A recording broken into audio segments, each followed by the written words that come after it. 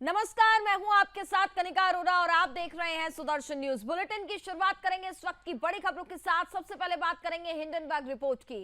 Hindenburg की हालिया report को खारिज करते हुए बीजेपी ने इसे देश की अर्थव्यवस्था को चोट पहुंचाने की साजिश बताया है।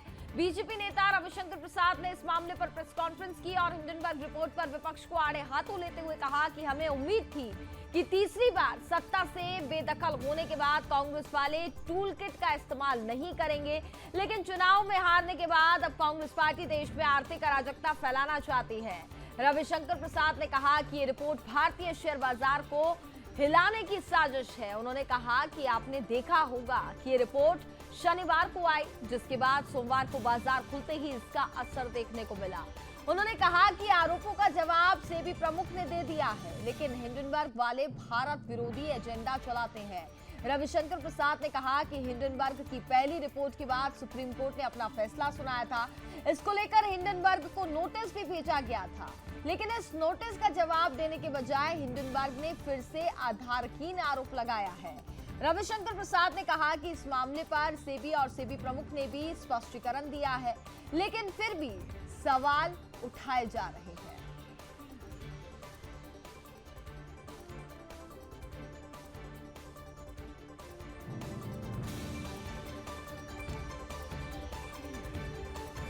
तो हिंडनबर्ग की नई रिपोर्ट के बाद से विवाद छिड़ गया है और बीजेपी का विपक्ष पर हमला है, जिन्होंने कहा देश में आर्थिक अराजकता फैलाने की कोशिश की जा रही है, देश को आर्थिक रूप से बर्बाद करने की ये कोशिश है।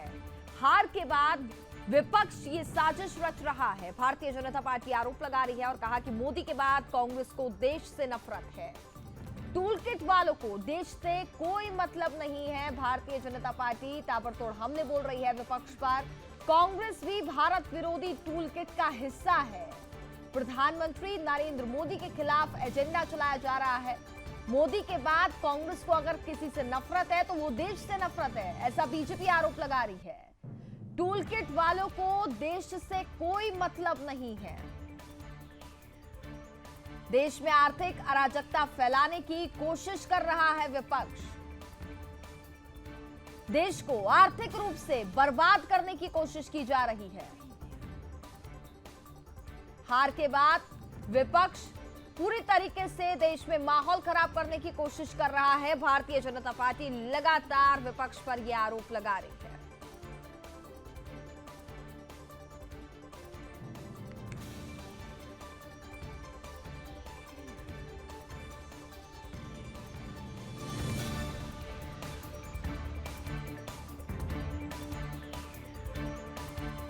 वहीं सेबी प्रमुख ने भी आरोपों का जवाब दिया है और इसे निराधार बताया है।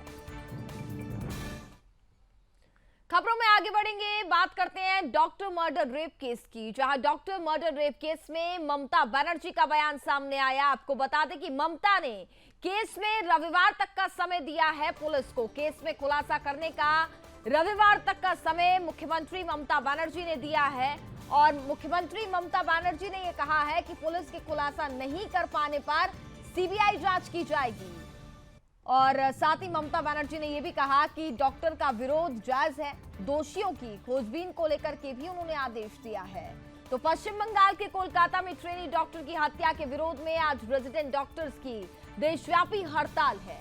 रेजिडेंट डॉक्टर्स के देशव्यापी संगठन federation of all India resident doctors association ने देश के सभी सरकारी अस्पतालों के रेजिडेंट डॉक्टर एसोसिएशन से हड़ताल का ऐलान किया है।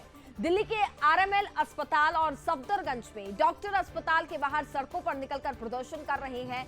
वहीं उत्तर प्रदेश की राजधानी लखनऊ के केजीएमयू अस्पताल में भी डॉक्टर बैनर पोस्टर लेकर सड़कों पर निकल गए हैं। ये तस्वीरें आप देखिए। देश भर में डॉक्टर्स का प्रदर्शन, रेजिडेंट डॉक्टर्स का प्रदर्शन फिलहाल जारी है। हड़ताल का सबसे ज्यादा प्रभाव पश्चिम बंगाल पर पड़ा है। पिछले 3 दिन से हड़ताल कर रहे जूनियर डॉक्टर इमरजेंसी ड्यूटी कर रहे थे, लेकिन आज उन्होंने ये भी बंद कर दी है। इस बीच बंगाल की सीएम ममता बनर्जी ने पीड़िता के परिवार से मुलाकात की है। बंगाल की राज्य सरकार के द्वारा संचालित किए जाने वाले आरजीकर मेडिकल कॉलेज और साथ ही अस्पताल में आज भी आउटडोर काउंटर बंद है। इसके कारण मरीजों को भारी परेशानियों का सामना करना पड़ रहा है। डॉक्टर्स के आउटडोर सेंटर में काम बंद रखने से स्वास्थ्य सुविधा भी पूरी तरीके से बाधित हो गई है। लेकिन जिस तरीके से देशव्यापी ये आंदोलन, ये प्रोटेस्ट रेजिडेंट डॉक्टर्स की ओर से किया जा रहा है। इसमें आम जनता पिस रही है, लेकिन जिस तरीके से पश्चिम बंगाल में जो एक घटना घटी है, उसके बाद देश भर में इसका असर साफ तौर पर देखने को मिल रहा है। और इस पूरे मामले पर सीबीआई जांच की मांग की जा रही है। डॉक्टर्स भी सीबीआई जांच की मांग कर रहे हैं। इसके साथ ही भारतीय जनता पार्टी भी लगातार ये कह रही है कि पूरे मामले पर सीबीआई जांच होनी चाहिए। और इस बीच मुख्यमंत्री ममता बनर्जी ने भी बड़ा बयान दिया है और रविवार तक का पुलिस को समय दिया है। अगर रविवार तक पुलिस को कोई सुराग हाथ नहीं लगता है, कोई कार्रवाई नहीं होती है, तो आगे इस पूरे मामले पर सीबीआई जांच की जाएगी। खबरों में आगे बढ़ेंगे, बात करेंगे बिहार की। बिहार की राजधानी पटना में बीपीएससी टीआरई 3 के छात्रों ने कई मांगों को लेकर आज विरोध प्रदर्शन किया है। इस दौरान प्रदर्शनकारियों और पुलिस के बीच बहस और धक्का मुक्की हुई। इसके बाद पुलिस ने भीड़ को नियंत्रित करने के लिए लाठीचार्ज कर दिया। आपको बता दें कि छात्र बीपीएससी ऑफिस का घेराव करने पहुंचे थे। शिक्षक अभ्यर्थी 1 कैंडिडेट 1 रिजल्ट और रिजल्ट से पहले काउंसलिंग की भी मांग कर रहे थे। उनका यह भी कहना था कि डोमिसाइल नीति को फिर से लागू किया जाए। तो ये विरोध प्रदर्शन की तस्वीरें जो पटना से हम आपको दिखा रहे हैं, बीपीएससी टीआरई 3 के छात्रों का ये प्रदर्शन रहा था, जहां छात्रों की कई मांगे थी जिसको लेकर के वो विरोध प्रदर्शन कर रहे थे।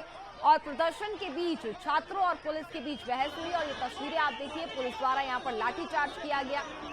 पटना में शिक्षक अभ्यर्थियों पर लाठीचार्ज की ये तस्वीरें आप देखिए।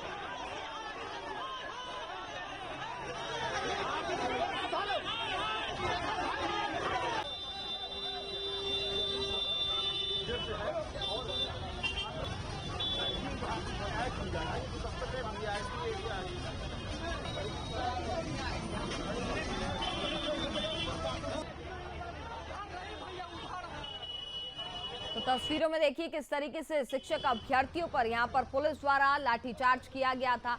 छात्र अपनी कई मांगों को लेकर के विरोध प्रदर्शन कर रहे थे, लेकिन जिसके बाद भारी तादाद में प्रशासन वहां पर पहुंचता है और छात्रों को हटाने का काम किया जाता है। लेकिन इसी दौरान जब पुलिस से बहस हुई तो यहां पर लाठीचार्ज किया गया। पुलिस द्वारा लाठीचार्ज की ये तस्वीरें आप देखिए किस तरीके से अभ्यर्थियों को, शिक्षा अभ्यर्थियों को यहां पर उन पर लाठीचार्ज की तस्वीरें सामने आई हैं। और बिहार से ये कोई ऐसी पहली तस्वीर नहीं है, इससे पहले भी कई बार ऐसी तस्वीरें सामने आई हैं जब शिक्षक अभ्यर्थियों पर लाठीचार्ज किया गया हो।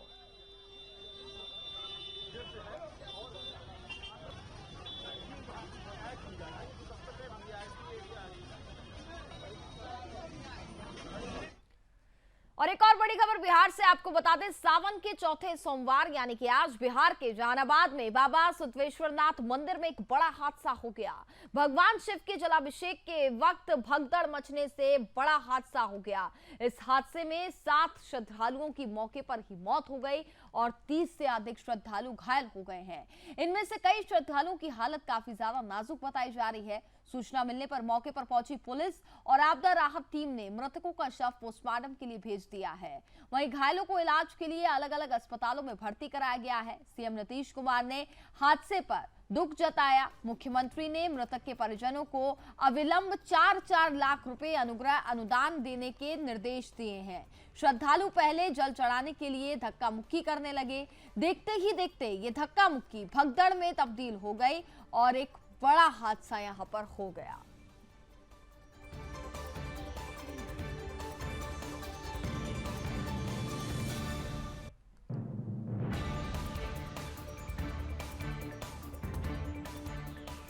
तो ये तस्वीरें देखिए, ये बिहार की तस्वीरें हम आपको दिखा रहे हैं, जहां सावन का चौथा सोमवार है। इस दौरान भारी तादाद में श्रद्धालु यहां पर पहुंचे। जब वो मंदिर में पहुंचते हैं, वहां पर देखा जाए तो जिस तरीके से जो जलाभिषेक करने के लिए बताया जा रहा था कि शिव जी पर जलाभिषेक करने के लिए भारी तादाद में श्रद्धालुओं की भीड़ देखी जाती है, लेकिन वहीं जब जलाभिषेक करने के लिए श्रद्धालु पहुंचते हैं तो धक्का मुक्की होती है। भीड़ नियंत्रण में नहीं लाई जा सकी, जिसकी वजह से ये बड़ा हादसा यहाँ पर हो गया।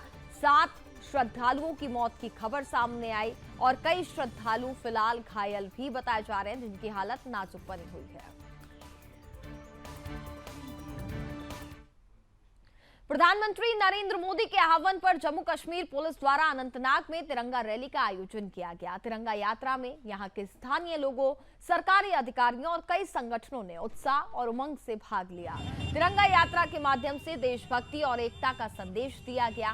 वहीं आपको बता दें कि इस यात्रा में स्कूली बच्चों ने भी जोश और उमंग के साथ भाग लिया। ये तस्वीरें आप देखिए, जम्मू कश्मीर के अनंतनाग की ये तस्वीरें हैं, जहां पर प्रधानमंत्री नरेंद्र मोदी के आह्वान के बाद तिरंगा यात्रा का अलग अलग राज्य में, अलग अलग शहरों से तस्वीरें सामने आ रही हैं। और ये जम्मू कश्मीर की तस्वीरें हम आपको दिखा रहे हैं, अनंतनाग की, जहां पर तिरंगा यात्रा निकाली गई और जम्मू कश्मीर पुलिस ने इसका आयोजन किया। प्रधानमंत्री नरेंद्र मोदी के आह्वान पर यह आयोजन किया गया। कश्मीर से देशभक्ति का संदेश दिया गया, जिसमें आपको बता दें कि स्कूली छात्रों ने भी बढ़ चढ़ करके एक उत्साह के साथ इस रैली में हिस्सा लिया।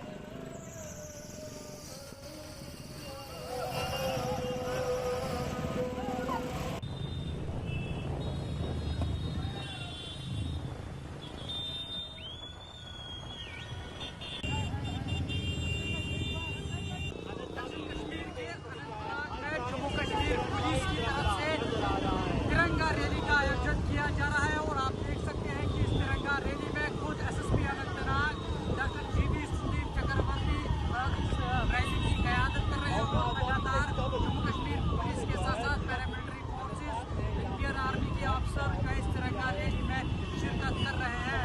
आपको तस्वीरें दिखाने की कोशिश करूँगा कि किस तरह से यहाँ पर इस तिरंगा रैली का आयोजन किया जा रहा है और लगभग 2 किलोमीटर की ये लंबी तिरंगा रैली है, जिसमें स्थानीय लोगों में काफ़ी ज़्यादा तादाद में शिरकत कर रहे हैं। और आज हम देख रहे हैं यही नए कश्मीर की तस्वीर है, क्योंकि आज युवा के हाथ में तिरंगा वो देखने को मिल रहा है।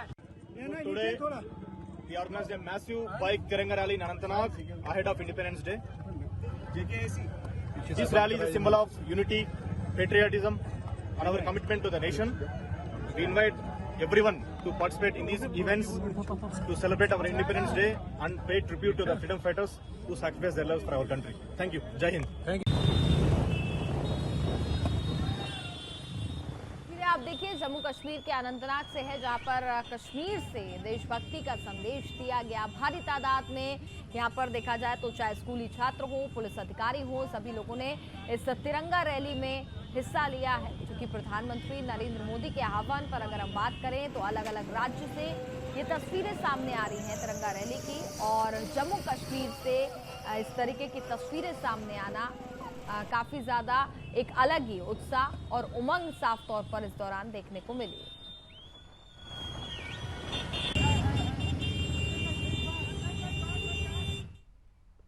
प्रधानमंत्री नरेंद्र मोदी के आह्वान पर 13 अगस्त से 15 अगस्त के बीच हर घर तिरंगा अभियान को सफल बनाने को लेकर के पूरे प्रदेश में लोगों में जोश है। खासकर बीजेपी कार्यकर्ताओं के बीच इसे सफल बनाने के लिए तिरंगा ध्वज वितरण किया जा रहा है। तिरंगा यात्रा निकालकर लोगों को जागरूक किया जा रहा है। लोगों के बीच संदेश देने की कोशिश की जा रही है कि हर साल स्वतंत्रता दिवस पर तिरंगा यात्रा निकालकर देशभक्ति की भावना जागृत की जानी चाहिए।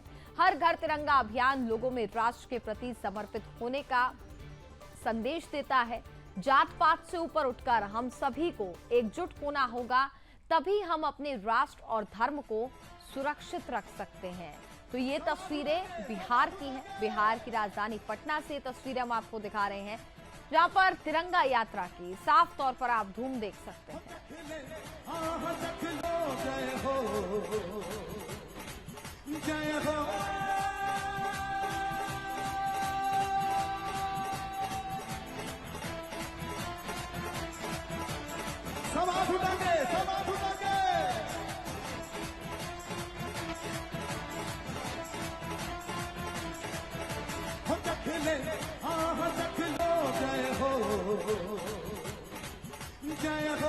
खबरों में आगे बढ़ेंगे। बड़ी खबर आपको बता दें, खबर दिल्ली से सामने आ रही है। 15 अगस्त से पहले दिल्ली में बड़ी बैठक। आपको बता दें 6 राज्य के पुलिस अधिकारियों की बैठक है।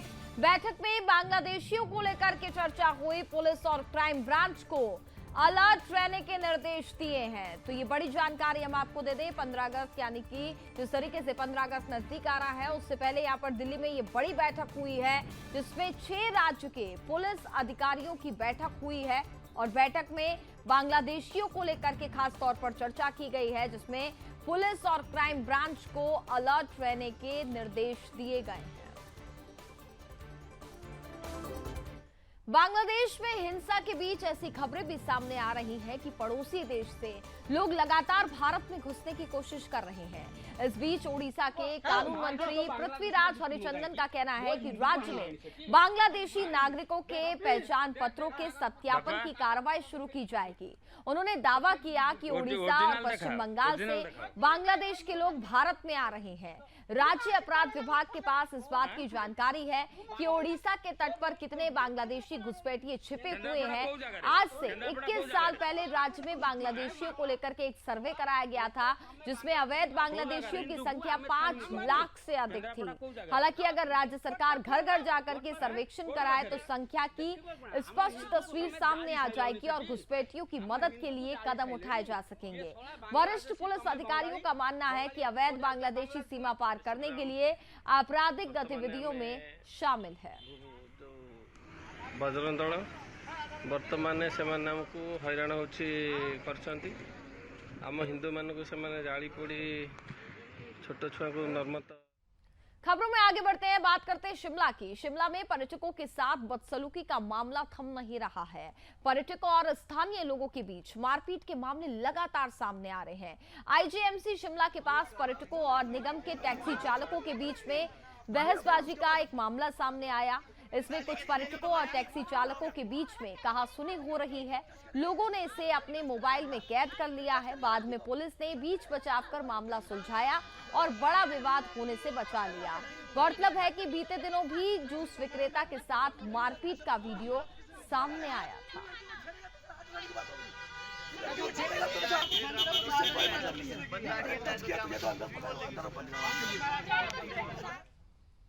और इसी के साथ फिलहाल वक्त है एक छोटे से ब्रेक का। ब्रेक के बाद आपको दिखाएंगे बाढ़ और बारिश से जुड़ी 5 मिनट पर 25 बड़ी खबरें।